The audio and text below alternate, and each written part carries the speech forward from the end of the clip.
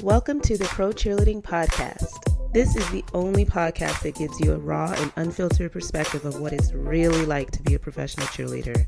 Whether you're currently on a pro team, an alumni, or really curious about what it takes to become a pro cheerleader, the Pro Cheerleading Podcast gives you all the inside scoop and hot topics in the pro cheerleading industry and in-depth interviews of current and former cheerleaders. I'm your host, Mhkeeba. Join me every Wednesday as I reveal the truth behind the Poms.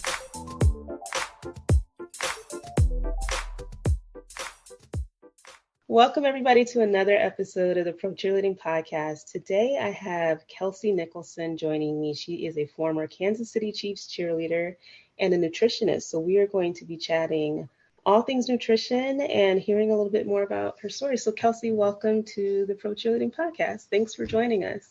Of course. Yeah. Thank you for having me. It's so fun to be here, and it's always fun to connect with another cheerleader, whether you cheered with them or not. You just have a kindred spirit. So it's always nice to connect. Tell us what years you cheered with the Chiefs. So I cheered 2015 to 2017. And for most people, when I say that, they want to know, were you part of the Super Bowl team? And the answer is no, I was not. I retired a few years before Patrick Mahomes took Kansas City to the Super Bowl and won. Any chance we can sprinkle that in. But I have so many friends that got to cheer there. And so I lived vicariously through them and cheered them on. But I enjoyed my years, even though we didn't go to the Super Bowl. I was there in 2015 to 2017. It's a once in a lifetime opportunity, and it comes so rare, for the guys, but when you think about the cheerleaders too, that experience, it's just not a lot of opportunities to make that happen or to go back multiple times. And so I totally get it. I mean, I lucked out with the Seahawks. We had some pretty bad years, and then it just all of a sudden kind of clicked, and I was at the good one and the bad one. Anyway, Chiefs seem like a very, very special program. Like with I follow like all of the cheerleading teams. Tell me a little bit about the experience of cheering for the Chiefs. I mean, it's just a super close, tight-knit organization, it seems. Like this is just from an observer standpoint, but tell me about the program and what you loved about it. Yeah, that's a good way to put it, because I think the best part of that program were the friends that came out of it. I think it's so interesting to me when people ask me, do you actually get along with your teammates? The answer is always yes. Always. They are the kindest, most, anyway, I could go on and on, but they are so wonderful. And it was so much about the team and how we could support each other through it. So, even though we didn't make it to the Super Bowl, like I said, during my years, it was still the best ever because of the girls that were on the team.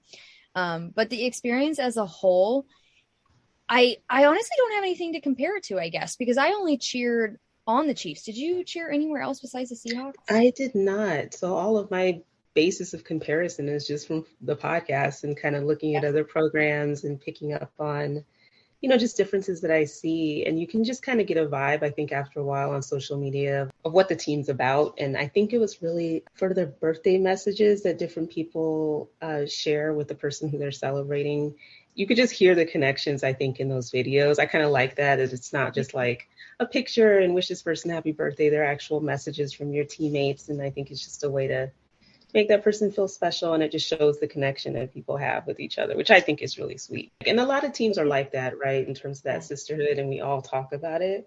Right. I can tell the little extra special, the little extra cherry on top. It is extra special, and to be honest, I'm a little bit out of words at the moment just because I don't want to sound so cheesy or that I'm trying to oversell what the program was, but it truly was the best of friends and the best support system. And Stephanie Judah, our coach, she creates that, and she creates such an environment for us to push our hardest and show up at our best, but also to love each other well. And that is what I remember the most. What has it been, like 3 or 4 years now since I've been there? So, so much can happen in that time, but what has stuck with me is me picturing us on the field or our practices, and we're laughing about something or an inside joke or holding each other's hands in a hard moment or crying together when needing to, but laughing afterwards, or going to get pizza after a long game. And just those memories are so special. And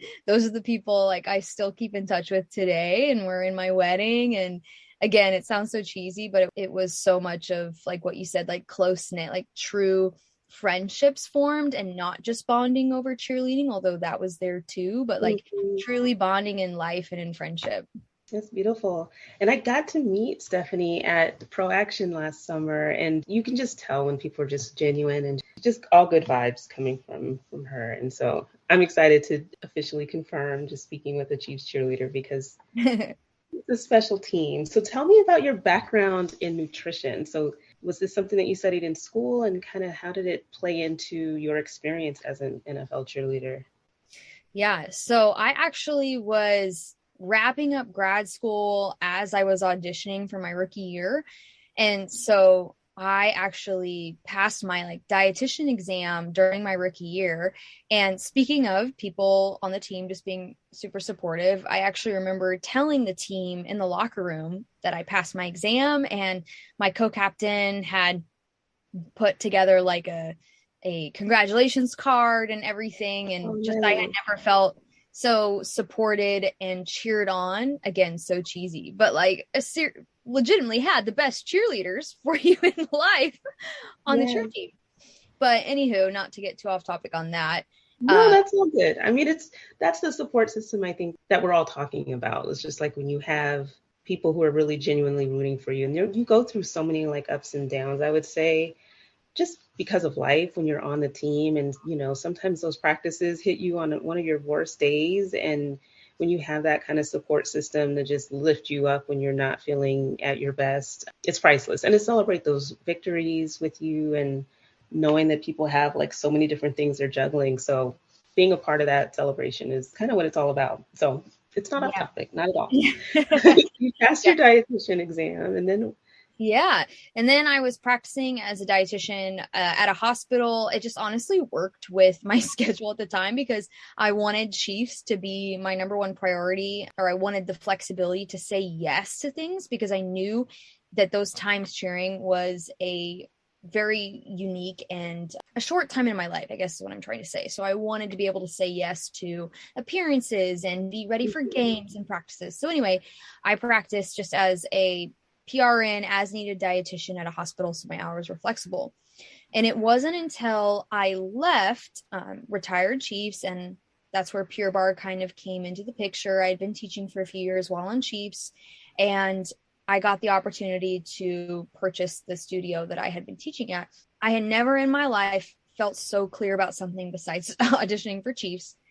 uh-huh. Something told me, whether if you believe in God or whatever higher power you may believe in, I knew something told me you need to buy this and you have to step away from other things. And as hard as that was just the focus. And the reason I say all of that is because I went all in to be an owner. I'd never done it before. I wanted to do it well. I took so many skills that I learned from Chiefs and applied it to being an owner, being a leader. Mhm. And I put my health to the side. I did not take care of myself. I'm an Enneagram 3, if you're into that. So I'm very goal focused. Where have I been? I saw that on your Instagram, and I'm like, is there another personality test that I'm just like not up to snuff on? Like, please clue me in, or I'm getting old. One No, of the. you're not old at all. It's totally a rabbit hole you could totally go down. But the Enneagram is very popular in terms of essentially a personality test. I'm definitely not an expert on it. So you Okay. don't want me to tell you what type you are, but it can Oh, be okay. No, no, no. very. Is it something you can take online? I just need to Yes. hit the Google machine. Okay. All Yes, right. Google machine. Yes, absolutely. And I love the Enneagram because it can help us know ourselves better and other people in our lives to give other people grace and then also know in areas of improvement. So while Mm-hmm. I know that I'm an Enneagram 3 wing 4, I do my best not to use that as an excuse, right? So I try not to be like, oh, well, because I'm an Enneagram 3 and I'm very goal focused, that's why I don't pay attention to my relationships and other people because I'm just so focused on my goals. Instead, I try to say, okay, I tend to be a workaholic. I need to work on that. I need to make time for friends and family because that's truly what brings me joy, even though I'm driven by my work and my goals. Got you. So, yes, as you can So at tell, the time, you were kind of really all up in your Enneagram 3 in terms of just how you were devoting your time being a new business owner, and you were also juggling your career as a dietitian as well? Well, I actually put that to the side. So that's kind of what's Oh, ironic okay. about it, is that like Gotcha. everything else shut off, including my ability to take care of myself. I mean, I would go all day without eating because I would just get into it. And then by the time I got home, I would be so tired. I didn't want to cook anything. And I started eating ramen noodles every night like I was in college or something. Oh my gosh, I It remember those was, days. Yeah. I know, right? And I was so silly because even as a dietitian, I would literally like put the ramen noodle packet in the, like the seasoning, and I would convince myself, I'm like, I'm sure there's some nutrients in here. There has to be. Like, look how many colors there are in this powder. Like, no, nowhere Just is throw there. all of your learning out the window, right? Yes, everything had been thrown out the window. And it wasn't until I hit total burnout, it was like year 2. I felt like I got hit by a bus when I would wake up in the morning, and I no longer was motivated to do what I was doing, which made no sense because I was so driven before. And I ended up hiring my own dietitian because sometimes it can be hard to diagnose yourself. Hired Hmm. my own dietitian and did all these tests that at one point I thought was witchcraft, like to learn about what your adrenals are doing. I like people will talk about adrenal fatigue, which isn't a true diagnosis, but it's still a real feeling. And prior to me hitting my own burnout, I definitely thought that adrenal fatigue was fake. It's not. You can definitely have Hmm. tired adrenals that affect your thyroid, that affect your gut health, and overall could just make you feel like crap. But how that ties into cheerleading, not to jump the gun, but once I hit my own burnout, I had to unpeel a lot of layers and realize that I had put myself in this position from under eating and over exercising for so many years. And what I like to be so clear about this, because I know we get a lot of pressure in the entertainment industry, in the dance world. I get that. And I don't mean to minimize that at all. But I Hmm. also don't blame the dance industry for me hitting burnout. It's on me. I didn't take care of myself. I had the knowledge, I had the tools, and I didn't use it because I had such a focus on what body type I needed to be. I wanted to look like this girl or do this thing. And I got really lost in the mission of why I was even a cheerleader or why I was a business owner. And so I hope I'm making sense when I say that, because again, I don't want to diminish any woman's experience of struggling with body image issues or the pressure that they receive. My story just personally was I got off track on what the focus was, and I didn't take care of myself. I hit burnout, and now I'm teaching other women how not to do what I did. Yeah, well, I mean, when you're on a team, I just think when I look back at my NFL cheerleading career, I mean, there was definitely the pressure, the way that my body needed to look. There was my own opinion of how I wanted to look in the uniform, and also just, input from my director. But I just feel like I was just grasping at straws in terms of figuring it out. Like I never took a serious crack at like, okay, I really need to understand, where nutrition fits in. Everybody, I'm sure, probably meets with a trainer or somebody who's going to help you have like targeted workouts or things like that. And I did that part, but I don't think I really took the time to say I need to see what I'm feeding myself to help me perform. And I just kind of had this way of shutting out because I wanted to eat. Let me just gonna keep it all the way real. I wanted to do whatever I needed to do to eat whatever I wanted. And that was my mentality. But whatever I wanted was what I should have been eating, probably more than likely, like not. Not that it was terrible, but it just wasn't probably anything that was helping me, with the goals that I had around fitness and just my overall look. And it's so easy to either get off track or just have no clue what you're doing and just coasting through because you just don't commit to like figuring it out. And I know that there's a lot of information out there, but I'm a certain type of way where I just need, like, if I met somebody who's a nutritionist, and maybe I should have sought one out, like I probably would have had a conversation or two to kind of try to figure out what I should have been doing differently. But it just wasn't something that I put time and energy to while I was dancing. Right, right. And I think that's the disconnect because, again, like I said, I blame myself because I had the education, I had the resources, and I just got too focused on being a certain weight. Fitness mattered, but I needed to stop focusing in on the number for me personally. But and in general, in the dance world and in the cheerleading world, I don't think a lot of women have access, like you were mentioning, like to a dietitian or a nutritionist, or they're relying on their trainer, which isn't necessarily bad. There's a lot of great trainers out there. I had some that I adored and were so supportive and great. And then I had others that I look back on and I think you probably told me everything wrong. Not probably, you did. I'm sugarcoating it a little bit. But it was like, I was watching all of these women try so hard to get, into this certain fitness level and ideal body image, whatever it may be, and eating less and doing more and still not seeing results. And when we see that, when we see you continuing to cut calories and trying to exercise 2-3 times a day and not seeing results, like that is not the problem. And that's not only in the dance world, but that's in society too, that the simple equation of eat less, do more is just outdated, period. It's so outdated. It just doesn't work is what you're saying. Like, that's just not it. Right. And if it did, then I wouldn't have a job, right? Like dietitians wouldn't be needed as much. And I think we need to start looking at weight loss or weight loss resistance or weight gain as a symptom of something else that's going on versus a problem that we need to fix. The problem isn't what your weight is or needing to lose weight. Maybe it's adrenal health. Maybe it's thyroid health or even gut health. All of those play a role in what your metabolism is doing. Even simple things like hydration. I mean, I don't know what your guys' practices were like, but we used to have practice in the indoor facility that was essentially like a game. It was outdoors or not air conditioning, I could say, which made sense because Kansas City is an outdoor field, right? So we're not going to, they do sometimes now because they're blessed with this beautiful gym that they practice with sometimes.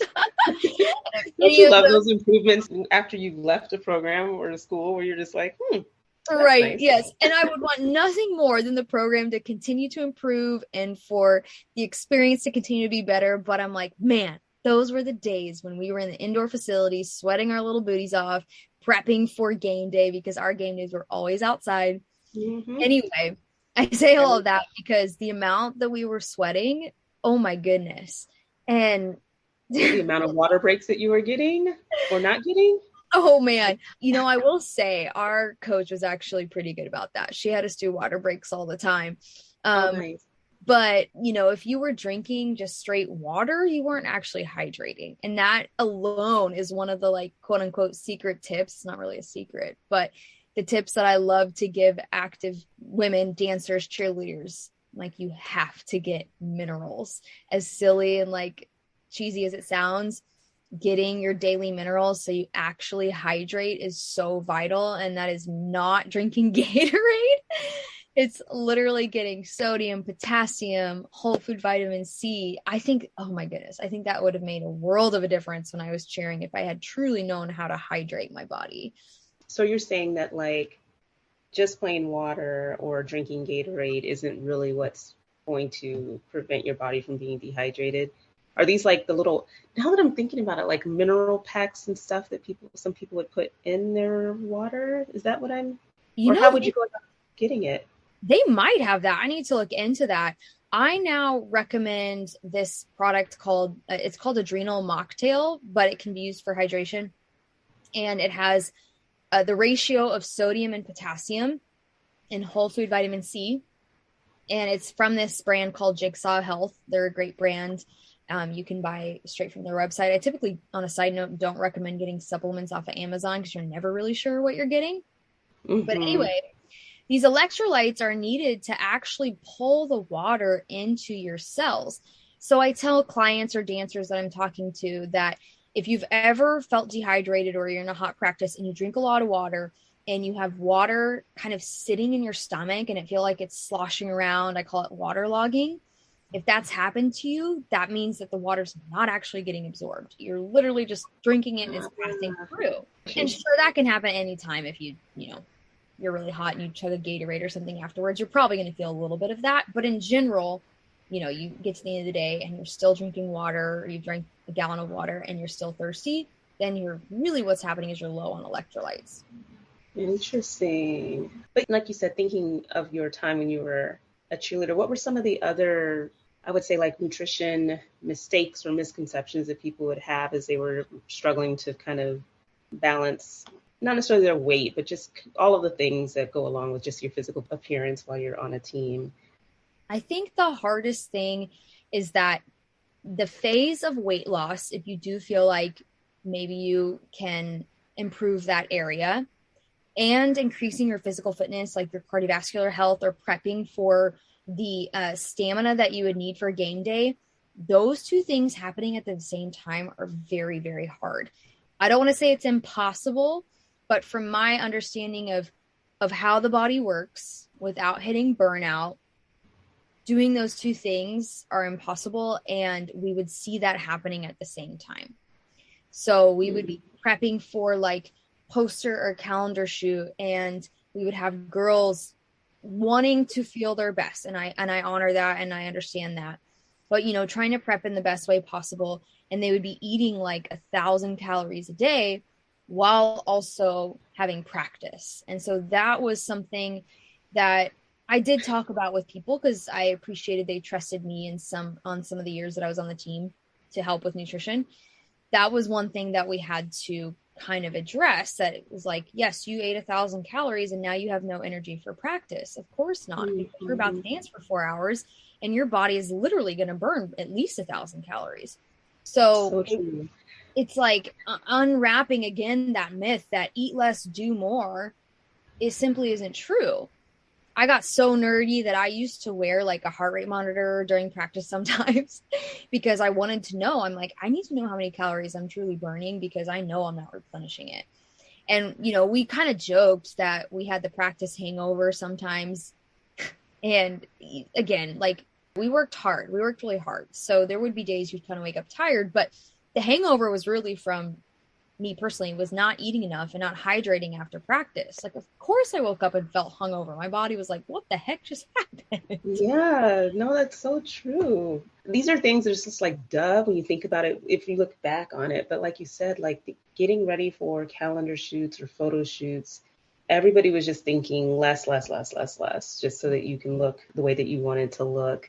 But, it's not like that's the only thing that you had going on at the time. You have to practice, and man, like when everybody's walking around like a zombie, and I think those practices were probably, maybe even longer than they should have been, because maybe people didn't even appear as though they were going full out or what have you, because everybody was just lacking energy. And it's, it's audition season now, and I think people are probably doing very similar things in terms of pushing their body, dancing, working out like crazy so that you can look a certain way for auditions. But once you get through that auditions process and you have like, the finals practices or those audition practices that are pretty long, you have to have energy to carry you through so that you're shining in those practices as much as you are in the actual audition itself. Right. And what you bring to audition, you're going to have to sustain that, if not better, as the season goes on. So if you are depriving yourself so much to the point of exhaustion at the end of auditions, you have a long road ahead of you to get through. It's a lot. Yes. The way that you make that team is what they expect you to maintain. You see so many different things out there, like intermittent fasting. But what would you say to people who are kind of doing those like quick fixes to prepare for auditions? What advice would you give people who are trying things in prep for auditions, but not really thinking of the long-term effects of stuff? That's a great question and a great point. And that brings me to a little bit of my own story again. My second year audition, I came back the most confident I had been. And to be very honest, I did intermittent fasting, which is one thing I do not recommend any of my clients, because it can cause such adrenal and thyroid issues, which I think that's where mine started. And, I can go down a rabbit hole of the science of why intermittent fasting works. And maybe it can work for a very short season. Highly recommend that you have a health professional if you even consider doing it. But again, the problem was for me is I did that leading up to audition. I felt great, had energy, was confident, all of that, but it wasn't sustainable. It definitely wasn't a lifestyle that was sustainable for practices. And so I put myself in a corner, because then I was expected to be this certain weight and whatever fitness. And the second I went off of it, I started gaining weight again. But I also felt better too. I had more energy and whatnot. So to answer your question, I would just be very careful. I think it's okay to adjust your macros and have a different plan when you're auditioning, because the entertainment industry is different than the regular life. You know, your diet may look different, but just be more cautious of what your energy levels are doing. What's your sleep like? What's your exercise performance? How's your recovery? Are all of those in a good place too, that shows that your diet is helping you and not hurting you, that it's going to be able to sustain you throughout the season. Yeah. And I think something too that comes to mind is just that our practices are sometimes late. I mean, I don't know about some teams that might have like set blocks of time that they're practicing and they don't go to, you know, late hours at night. But I remember, you know, we would start at 6:30 and sometimes, you know, with breaks here and there, but going till like 10:30, 11 o'clock at night, maybe later. And then you're starting your day at work the next day. And so sleep does definitely, I think people have to be mindful that sleep might not be what you might be accustomed to if you're used to getting more sleep. Just like you said, and all those factors end up contributing to how good you feel during the season. And you don't want to kind of show up your best at auditions, you make the team, and then it just becomes something that unravels, and then you struggle during the season. And that happens a lot, I think. Yeah, it does. And that is one point that I have probably forgotten. On a side note, my teammates would still to this day make fun of how much I love to sleep. So me and sleep has never been a problem. They all know that I love it. But it was harder on those practice nights when it would be till 11:30 or midnight. And again, at the time I was like, well, I'm young, you only live once. I wasn't married, so I was okay with staying up later. But it definitely had an impact on my health more so than I think I realized at the time. Well, because I think you're just wired too after practice. Like I would get home and you're just so exhausted and you're like, okay, you know, I'm going to just shower and hit the bed. But I would be up for at least another like hour or so after getting settled at home, which is just insane. My sleep, anyway, I've tried to get better about sleep, but it was awful. I think the amount of true sleep that I got was and functioning off of that. That's so true. It was so wired after practice. And honestly, my favorite parts about being on the team is that I always force somebody to carpool with me to practice, because the stadium was a good 30 minutes away from where we were living. And anyway, I would hook in some other cheerleaders, and that was always the best too. After practice, we would just be kind of like slap happy and chatting about life and boys and all the things. And that was like getting you wired too. So then exactly like you said, I get home and he's putzing around for an hour. So I guess I would give the advice to the current cheerleaders: get a bedtime routine when you get home. Wind down. Yeah, definitely a wind down routine. And it's, you know, it's interesting too. I mean, I know nothing about this, so you could just be like, girl, please. But when you think about like nutrition or just what we're fueling our bodies with, and whether you're allowed to kind of like have a little snack during practice, something ideally healthy, but to the extent your schedule in terms of what you're able to eat or feed yourself before practice, having these long practices, probably being hungry, you know, at the end of the night, you get home, either you're really being good in eating or not eating, or, you know, I don't know what you should be doing at that hour if it's pretty late. But what would you say that people should at least take into consideration in terms of like how they set up their schedule when they are on a team? Because it's just, you're just kind of on a go, go, go, go, go. And, you know, you might be coming from work to practice. Like, what did you have as, I guess, a schedule? Or what would you say is like really a good strategy to have to make sure that you are getting those nutrients that you need to get through practices? Yeah, that's so good. If I were on the team now, because I didn't always do this well on the team, if I were on the team now, I would prioritize at least three good meals a day that include plenty of protein, carb, and healthy fats. Seems pretty simple, but it's easy to skip. It's easy to not get all your macronutrients in when you're just trying to find a bar or something because we're busy and trying to make it from point A to point B, which I completely understand. But the way that we set boundaries for some of our self-care time, like, you know, whatever that looks like for you. So many of us are really focusing in on how we have to relieve stress. And I think one of those things needs to be mealtime. Being able to actually fuel yourself is part of self-care, taking care of yourself so that you can show up well for practice. You can show up well for your teammates. You can show up well for the community, which is one of the main reasons that so many of us say that we want to be on the team is we want to give back to the Kansas City community, for example, for those that are on the Chiefs. So for me to be able to show up well for that appearance and connect with that child or help with that person at the appearance, I need to fuel myself well. And I know that can seem, again, so cheesy, but that's how I've been able to lock in that skill, is that it's not just about the meal itself. It's like, okay, this is going to help me show up better.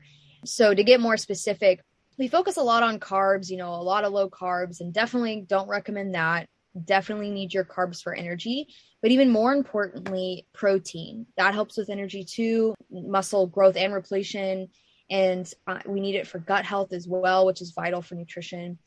Many women don't get enough protein. Even the average woman doesn't get enough protein in the day. So I can't imagine those that are athletic and still dancing definitely probably don't get enough. At least 25 grams a meal is my recommendation if we want to get specific. Me and meal prep planning, blah, I don't even know the right terminology for it. Clearly I don't do it, but I think it would have been something that would have definitely helped a lot, just because you don't have a lot of time when you're on a team, especially to at least map out your practice nights, or your practice days, I should say, as to what you're eating. And if you have appearances, just kind of knowing, at least for your busy days, if you're not doing it for every day of the week. Everybody has their way of keeping organized with their planner or their schedule, but scheduling that time, like you said, it is self-care, and you can't put that last. It just rears its ugly head at a certain point. Yep, absolutely it does. And I have people that come to me now for a lot of gut issues, which people are always like, oh, TMI, I'm so sorry to tell you about my bowel movements. And I'm like, well, honestly, it's part of my job. So it's never TMI, always here to help.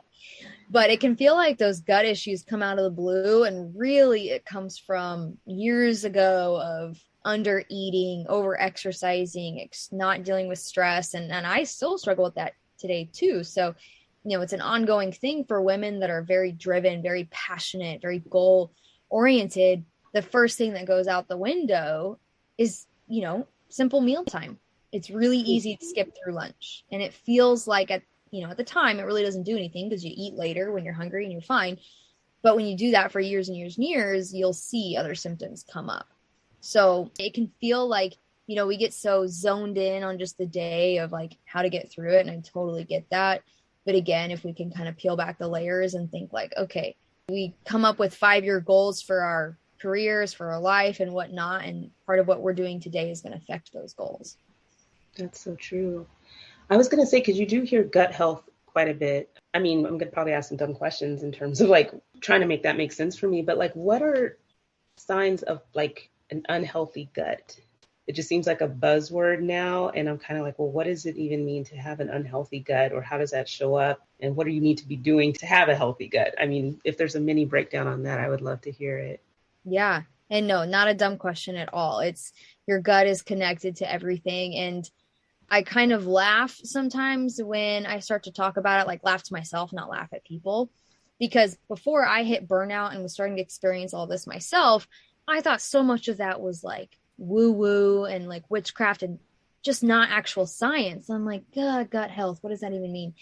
Oh my goodness, it's so connected to everything. So anybody that I work with, we do a gut test because it's going to show something. So if you're dealing with fatigue. So there's a test for it?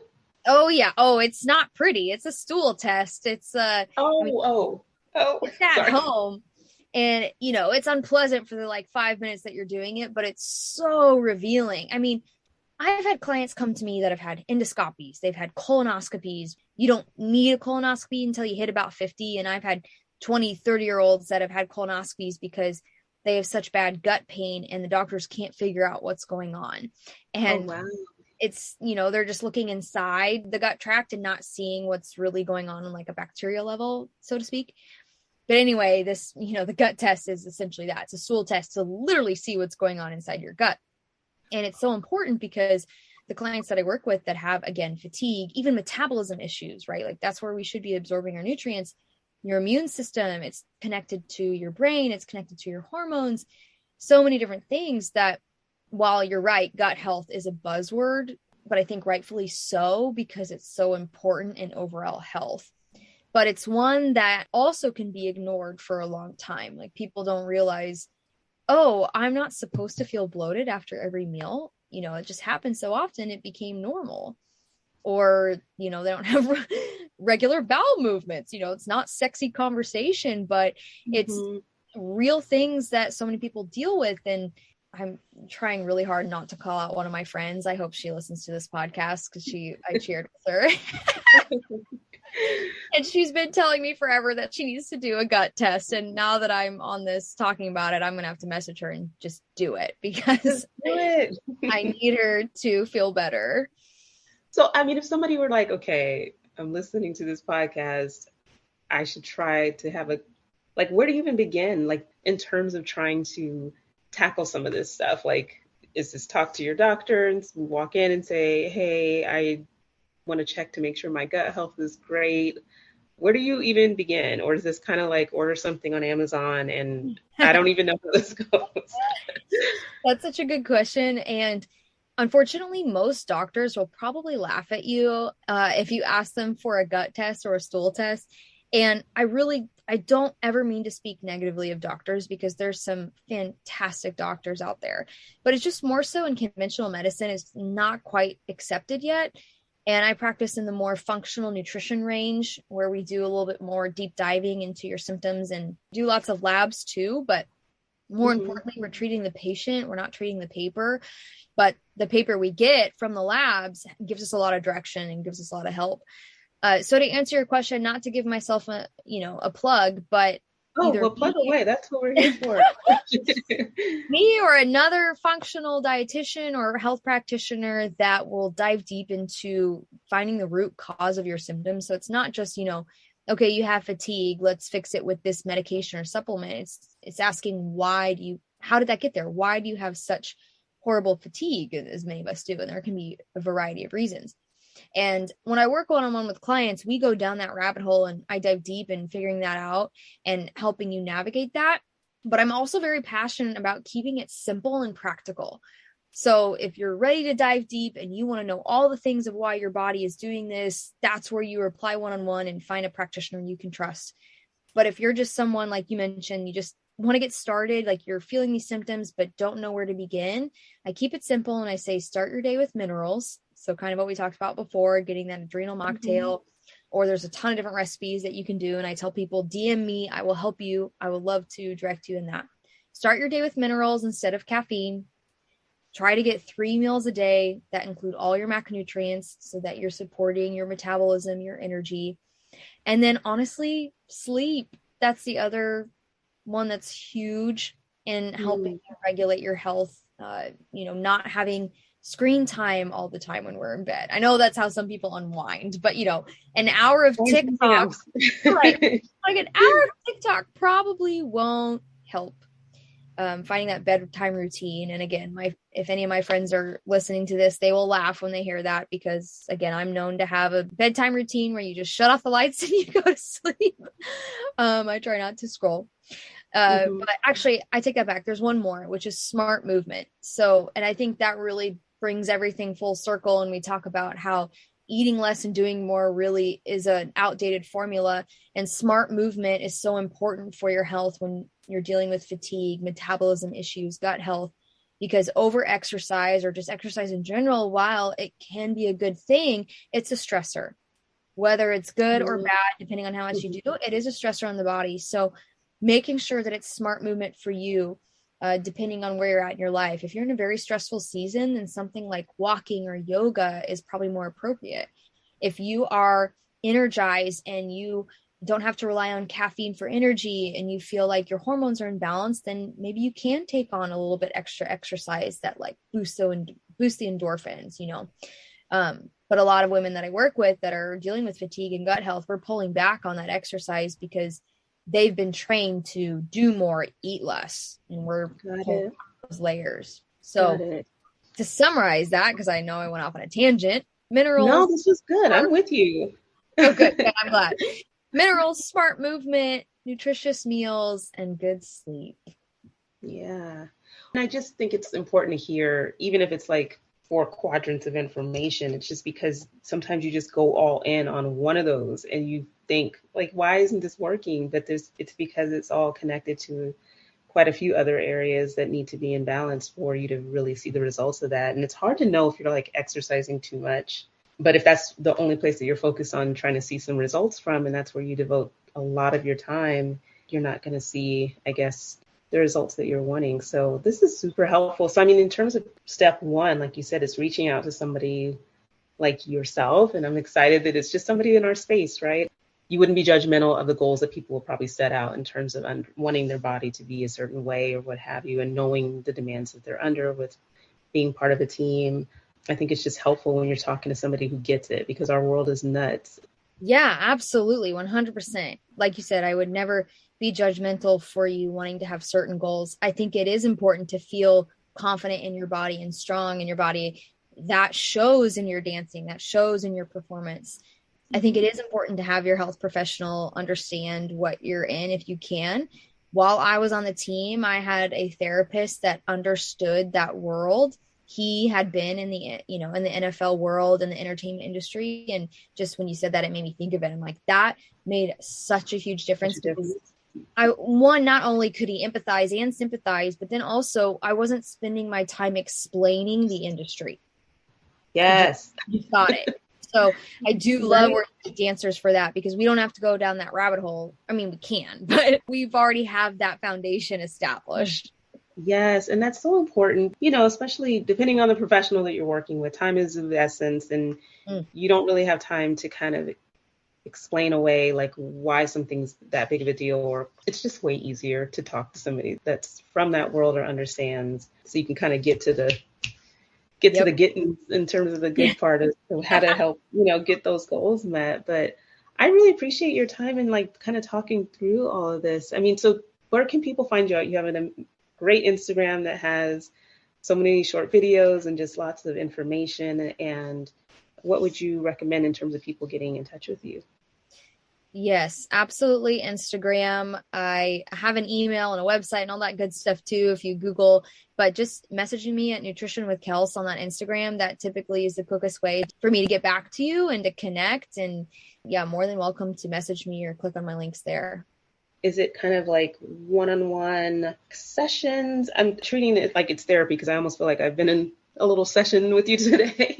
Just like it's like a little one-on-one class or something. But what's the structure, I guess, of people being able to spend time with you? And is it something that's typically covered by insurance? I mean, I'm just trying to give people the skinny on how to get started. Yeah, that is a common question too. I don't take insurance at this time simply because the labs that I do are so unique and just, again, not quite accepted by conventional medicine yet. So they're not covered by most insurance.